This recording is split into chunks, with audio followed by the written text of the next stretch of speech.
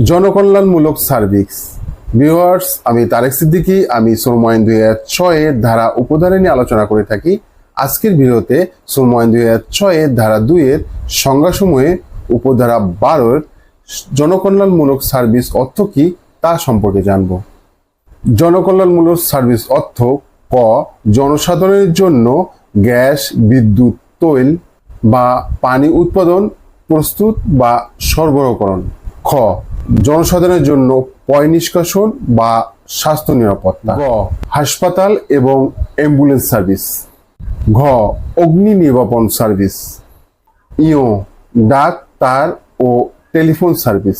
চ, রেল, বিমান, সড়ক এবং নৌ পরিবহন। ছ, বন্দর, পরিকার্য, কোনো প্রতিষ্ঠানের পাহারা, টহলদারি স্টাফ এবং নিরাপত্তা সার্ভিস। ঝ, অক্সিজেন